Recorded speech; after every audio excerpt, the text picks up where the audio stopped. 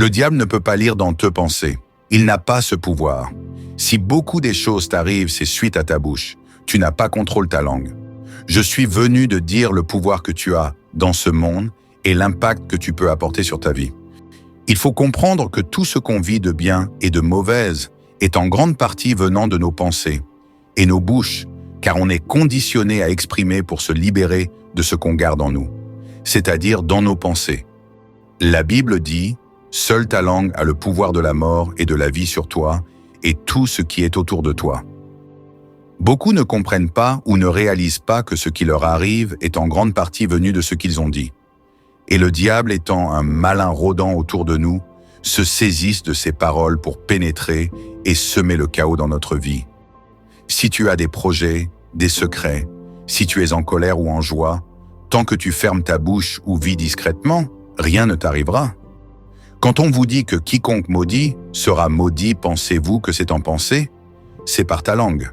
Quand il suffit de prendre des grandes décisions, comment vous procédez? Par la parole. Tout ce qui se décide passe par la bouche. Arrête de dire des paroles comme « Mes enfants me fatiguent. Mon mari ou ma femme est infidèle. Mes projets bloquent. Tu es bête. Je suis maudit. C'est très difficile pour moi. » Et beaucoup d'autres paroles comme ça, car ça donne l'occasion au diable pour prendre possession de toi ou s'imprégner dans ta vie. Le diable ne sait pas vous atteindre tant que vous gardez silence. Voilà pourquoi vous avez le pouvoir sur lui. Matthieu chapitre 12, verset 37. Dis, car par tes paroles tu seras justifié et par tes paroles tu seras condamné. Même certaines prières tu dois les faire dans tes pensées, juste en fermant les yeux et étant en contact avec Dieu. Lui, il t'écoutera parfaitement, mais le diable non. Mon ami, tant que tu gardes tout en toi, seule ta complicité avec Dieu marchera et grande sera la surprise du diable et de tes ennemis de miracles qui s'accomplira. Les grandes réalisations de ce monde ont été dans les pensées et nous avons été surpris de leur mise en action. Les grands hommes et femmes qui réussissent sont plus discrets car ils ont compris la puissance de la langue. Les grands hommes et femmes de Dieu sont toujours puissants car contrôlent leur langue et savent ce qu'il faut faire et dire pour avancer dans la parole. Retenez juste qu'il faut garder certaines prières en vous et faites ça dans l'intimité avec Dieu.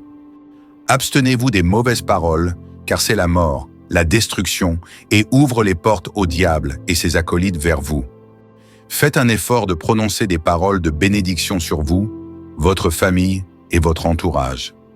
Apprenez à garder silence face à la colère et à la joie. Soyez discret dans vos planifications et projets. Vous avez besoin de changer votre vie, d'avancer et de l'améliorer.